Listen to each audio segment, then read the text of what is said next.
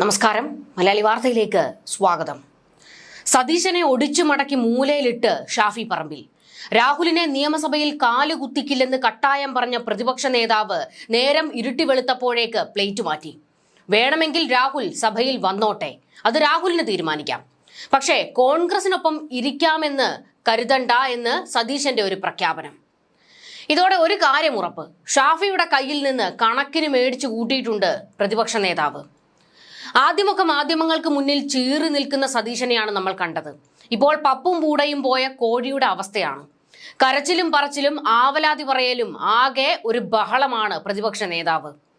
രാഹുൽ വിഷയത്തിൽ എന്നെ എന്തിനു വളഞ്ഞിട്ട് ആക്രമിക്കുന്നുവെന്ന് ഏങ്ങലടിച്ചു കരയുകയാണ് വി.ഡി. സതീശൻ. ഇപ്പോൾ സതീശന്റെ നില കയ്യാലപ്പുറത്തെ തേങ്ങ പോലെ ആയിരിക്കുകയാണ്. പലരും അവസരം മുതലെടുത്ത് സതീശന്റെ കാലുവാരുന്നു. പ്രതിപക്ഷ നേതാവിന്റെ കസേരയിലേക്ക് വരാൻ പലരെയും വെട്ടിയ ചരിത്രമാണ് സതീശനുള്ളത്. അതെല്ലാം ഇന്ന് തിരിഞ്ഞുകൊത്തുന്നു. രാഹുലിനെതിരെ തിടുക്കപ്പെട്ട് നടപടിയെടുത്തത് സതീശനാണെന്ന് പാർട്ടിക്കാർ വിമർശിക്കുന്നു. സൈബർ ആക്രമണം അതിരുവിട്ടുപോയതോടെ കരഞ്ഞു മെഴുകുകയാണ് പ്രതിപക്ഷ നേതാവ്. ഈ വിഷയത്തിൽ എന്നെ ആക്രമിക്കുന്നത് എന്തിനാണ് എന്ന് സതീശൻ മാധ്യമങ്ങൾക്ക് മുൻപിൽ ചോദിച്ചു.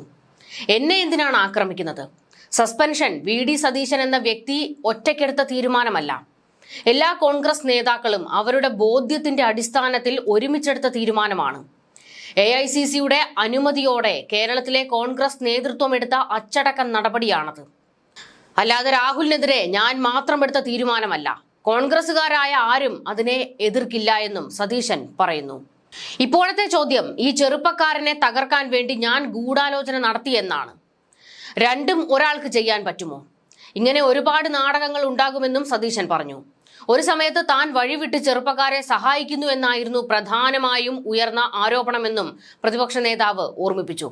അതായത് രാഹുൽ വിഷയത്തിൽ താൻ മാത്രമല്ല തീരുമാനമെടുത്തതെന്നും പാർട്ടി ഒരുമിച്ചാണ് AICCയുടെ തീരുമാനം നടപ്പാക്കിയത് എന്നാണ് സതീശൻ പറയുന്നത്.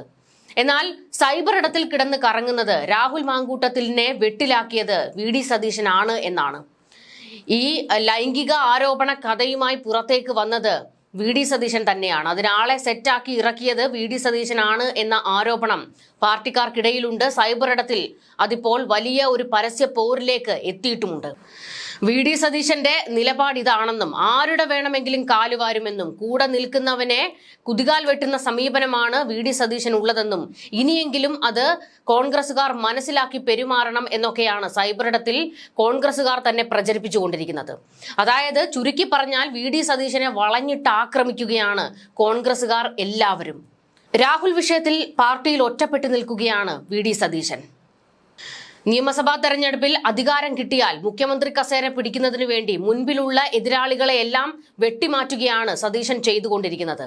ചിരിച്ചുകൊണ്ട് കഴുത്തറക്കുന്ന നിലപാടാണ് സതീശൻ പുറത്തെടുക്കുന്നതെന്നും ഷാഫിയും രാഹുലും കരുതിയിരിക്കണം എന്നൊക്കെയാണ് ഓർമ്മപ്പെടുത്തലുകൾ സൈബറിടത്തിൽ നിറയുന്നത്. അതായത് കോൺഗ്രസുകാർ തന്നെ രാവിലെ മുതൽ വൈകിട്ട് വരെ വി.ഡി. സതീശനെ പച്ചയ്ക്ക് തെറി വിളിക്കുന്നു. ലൈംഗികാരോപണം നേരിടുന്ന പാലക്കാട് MLA രാഹുൽ മാങ്കൂട്ടത്തിലിനെ പാർലമെന്ററി പാർട്ടിയിൽ നിന്ന് പുറത്താക്കിയ വിവരം കോൺഗ്രസ് ഇന്ന് സ്പീക്കറെ അറിയിക്കും. തിങ്കളാഴ്ച നിയമസഭാ സമ്മേളനം ചേരാനിരിക്കെയാണ് കത്ത് നൽകുന്നത്. പ്രതിപക്ഷ നേതാവ് വി.ഡി. സതീശനാണ് ഇക്കാര്യം സ്പീക്കറെ അറിയിക്കുന്നത്. ഇതോടെ നിയമസഭയിലെത്തിയാൽ രാഹുൽ പ്രത്യേക ബ്ലോക്കായി ഇരിക്കേണ്ടി വരും. ഇപ്പോഴത്തെ സീറ്റിലും മാറ്റം വരാൻ സാധ്യതയുണ്ട്. ഒരു പരിധിക്കപ്പുറം രാഹുലിനെതിരായ ആരോപണങ്ങളിൽ പ്രതിരോധം സാധ്യമല്ല എന്ന നിലപാടിൽ തന്നെയാണ് പ്രതിപക്ഷ നേതാവ് വി.ഡി. സതീശൻ ഇപ്പോഴും. ഷാഫിയുടെ എതിർപ്പുകളെ എല്ലാം വകവയ്ക്കാതെയായിരുന്നു വി.ഡി. സതീശൻ രാഹുലിനെ നിയമസഭയിൽ എത്തിക്കില്ല എന്ന് പറഞ്ഞത്. എന്നാൽ പാർട്ടി മുഴുവൻ എതിരായതോടുകൂടി വി.ഡി. സതീശനും നിലപാട് മാറ്റേണ്ടി വരും എന്നത് തന്നെയാണ് വ്യക്തമാകുന്നത്. രാഹുൽ സഭയിൽ വരേണ്ടതില്ലെന്ന് കടുംപിടുത്തത്തിൽ നിന്ന് സതീശൻ പൊടിക്കൊന്നടങ്ങിയെന്ന് സാരം. സഭയിൽ വരുന്നതിൽ രാഹുൽ സ്വയം തീരുമാനിക്കട്ടെ എന്ന് ഒരു വിഭാഗം കോൺഗ്രസ് നേതാക്കൾ വ്യക്തമാക്കി. A ഗ്രൂപ്പിനും പാർട്ടിയിൽ ഒരു വിഭാഗത്തിനും രാഹുൽ മാങ്കൂട്ടത്തിൽ സഭയിൽ വരട്ടെ എന്ന നിലപാടാണ് ഉള്ളത്. MLAയെ വിലക്കാൻ പാർട്ടിക്ക് കഴിയില്ല എന്ന് കോൺഗ്രസ് നേതൃത്വവും അറിയിച്ചു. രാഹുലിന് കട്ട സപ്പോർട്ടുമായി ഷാഫിയും നിൽക്കുന്നതോടെ പാർട്ടിയിൽ ഒറ്റപ്പെട്ടിരിക്കുകയാണ് വി.ഡി. സതീശൻ. ഇനി വലിയ ഷോയ്ക്ക് നിന്നാൽ പണി പാളുമെന്ന് ബോധ്യപ്പെട്ടതോടെ നൈസ പ്ലേറ്റ് മാറ്റിക്കൊണ്ടിരിക്കുകയാണ് ഇപ്പോൾ വി.ഡി. സതീശൻ. രാഹുൽ വിഷയത്തിൽ പാർട്ടി തലത്തിൽ തീരുമാനമെന്നാണ് വി.ഡി. സതീശൻ ഇപ്പോൾ പ്രതികരിക്കുന്നത്. തിങ്കളാഴ്ചയാണ് നിയമസഭാ സമ്മേളനം തുടങ്ങുന്നത്.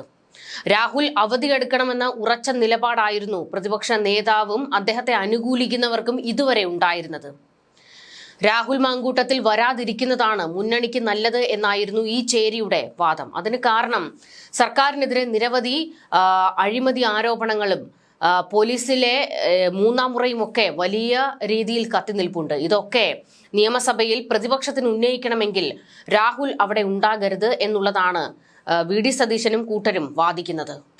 രാഹുൽ വന്നാൽ ശ്രദ്ധ മുഴുവൻ ആരോപണങ്ങളിലേക്ക് മാറുമെന്നും ഇവർ ചൂണ്ടിക്കാട്ടുന്നു.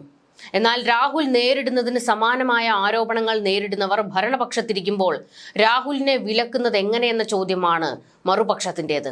അപ്പുറത്തുള്ളവരെ ചൂണ്ടിയും നിയമസഭാ കക്ഷിയിൽ ഇല്ലെന്ന് വാദിച്ചും ഭരണപക്ഷത്തെ നേരിടാം എന്നാണ് എ ഗ്രൂപ്പിന്റെയും അഭിപ്രായം.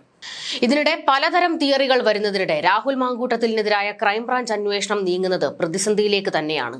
സമൂഹ മാധ്യമങ്ങളിലൂടെയാണ് രാഹുൽ പരിചയപ്പെട്ടതെന്നും തുടക്കം മുതൽ അശ്ലീല മെസ്സേജുകൾ അയച്ചതായും ഹോട്ടൽ മുറിയിലേക്ക് ക്ഷണിച്ചതായും യുവനടി അന്വേഷണ സംഘത്തോട് വെളിപ്പെടുത്തിയിരുന്നു. ഇതിന്റെ സ്ക്രീൻഷോട്ടുകളും അവർ കൈമാറിയിട്ടുണ്ട്. എന്നാൽ നടിയും നിയമ നടപടിക്ക് സന്നദ്ധയല്ല. ഇതിനിടെ ഗർഭഛിദ്രം നടത്തിയ യുവതി പരാതിയുമായി മുന്നോട്ട് പോകില്ലെന്ന സന്ദേശം വീണ്ടും ക്രൈംബ്രാഞ്ച് ഉദ്യോഗസ്ഥർക്ക് നൽകിയെന്നാണ് റിപ്പോർട്ടുകൾ.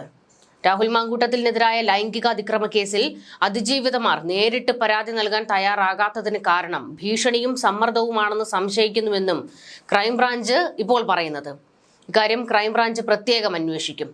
രാഹുൽ മാങ്കൂട്ടത്തിന്റെ അടുപ്പക്കാർ അതിജീവിതമാരെയും കുടുംബാംഗങ്ങളെയും ബന്ധപ്പെട്ടതായി ക്രൈംബ്രാഞ്ചിന് വിവരം ലഭിച്ചുവത്രേ. മാങ്കൂട്ടത്തിനെതിരെ മൊഴിയും തെളിവുകളും നൽകിയിട്ടും നിയമപരമായി മുന്നോട്ടു പോകാനില്ലെന്നാണ് അതിജീവിതമാർ ക്രൈംബ്രാഞ്ചിനോട് പറഞ്ഞിരിക്കുന്നത്. ഇരയ്ക്ക് പരാതിയില്ലെങ്കിൽ എന്തിനാണ് ക്രൈംബ്രാഞ്ച് സമ്മർദ്ദം ചെലുത്തുന്നത് എന്ന ചോദ്യവും സജീവമാകുന്നു. അതും ക്രിമിനൽ കുറ്റമായി വിലയിരുത്തുന്നവരുണ്ട്. ഭീഷണിപ്പെടുത്തി അശാസ്ത്രീയ ഗർഭഛിദ്രത്തിന് വിധേയയാക്കിയത് ഗുരുതര കുറ്റമാണ്. മൊഴിയുടെ അടിസ്ഥാനത്തിൽ പ്രത്യേകം കേസെടുക്കാനാകുമോ എന്ന് ക്രൈംബ്രാഞ്ച് നിയമോപദേശം തേടിയിട്ടുണ്ട്. പോലീസ് മേധാവിക്ക് പരാതി നൽകിയവരുടെ മൊഴിയെടുക്കൽ തുടരുകയാണ്. യുവതി ഗർഭഛിദ്രം നടത്തിയത് ഭീഷണിയെ തുടർന്നാണെന്ന് ക്രൈംബ്രാഞ്ചിന് വിവരം ലഭിച്ചുവെന്നാണ് തുടക്കം മുതൽ തന്നെ അന്വേഷണ ഉദ്യോഗസ്ഥർ പറഞ്ഞുകൊണ്ടിരിക്കുന്നത്. ഇതുകൂടാതെ ഗർഭഛിദ്രത്തിൽ ബംഗളൂരു ആശുപത്രിയെ ഒഴിവാക്കി എന്ന പുതിയ കഥയും വരുന്നുണ്ട്. ഗർഭഛിദ്രത്തിന് യുവതിക്ക് മരുന്നെത്തിച്ച് നൽകുകയായിരുന്നു എന്നാണ് പുതിയ കഥ. ഈ കഥയിൽ എന്തെങ്കിലും വാസ്തവമുണ്ടോ? എന്താണ് ശരിക്കും സംഭവിച്ചത്? രാഹുൽ അത് പൊതുമധ്യത്തിൽ പറയേണ്ടതാണ്. നിങ്ങളെ വോട്ട് ചെയ്ത് ജയിപ്പിച്ച ജനങ്ങളോട് നിങ്ങൾക്കൊരു ഉത്തരവാദിത്വമുണ്ട്. ആ ഉത്തരവാദിത്വം ഈ സമയത്തെങ്കിലും നിങ്ങൾ കാണിക്കുക. നിങ്ങൾക്കൊരു പെൺകുട്ടിയുമായി ബന്ധമുണ്ടായിരുന്നുവെങ്കിൽ, ഒരു അടുപ്പമോ സ്നേഹമോ പ്രണയമോ ഉണ്ടായിരുന്നുവെങ്കിൽ അവരുമായി ഉഭയകക്ഷി സമ്മതത്തോടെ ലൈംഗിക ബന്ധത്തിൽ ഏർപ്പെടുന്നത് ഒരു തെറ്റല്ല. പക്ഷെ അതിൽ ഗർഭഛിദ്രം നടത്തുന്നു എന്നൊക്കെ പറയുന്നത്, അതിന് നിങ്ങൾ പ്രേരിപ്പിച്ചു എന്ന് പറയുന്നതാണ് കുറ്റകരമായി മാറുന്നത്. ഇത് മാത്രമല്ല, ആ പെൺകുട്ടിയെ ഭീഷണിപ്പെടുത്താൻ നിങ്ങൾ ശ്രമിച്ചു എന്നുള്ള തരത്തിലൊക്കെ ഒരുപാട് കഥകൾ വരുന്നു. 60 വയസ്സ് വരെയുള്ള സ്ത്രീകളെ ഇരയാക്കി എന്ന് പറയുന്നു.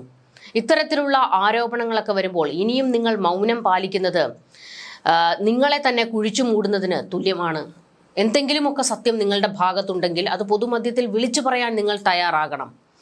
ജനങ്ങൾ സത്യം കേൾക്കാൻ കാത്തിരിക്കുകയാണ്. ഇപ്പോൾ സോഷ്യൽ മീഡിയയിലൊക്കെ നിങ്ങളെ പിന്തുണച്ചുകൊണ്ട് ഒരുപാട് പേരാണ് കമന്റ് ചെയ്യുന്നത്. ആ പിന്തുണ അത് നിങ്ങൾക്ക് സത്യങ്ങൾ വിളിച്ചു പറയാനുള്ള ഒരു അവസരമാണ്. ഈ ഒരു അവസരം നിങ്ങൾ പാഴാക്കരുത്. എന്താണോ നിങ്ങൾക്ക് പറയാനുള്ളത്, നിങ്ങൾക്ക് തെറ്റുപറ്റിയിട്ടില്ല എങ്കിൽ അത് വ്യക്തമാക്കുക. പക്ഷേ നിങ്ങൾ തെറ്റുകാരനാണെങ്കിൽ ശിക്ഷ അനുഭവിക്കുകയും വേണം. ന്യൂസ് ഡെസ്ക് മലയാളി വാർത്ത.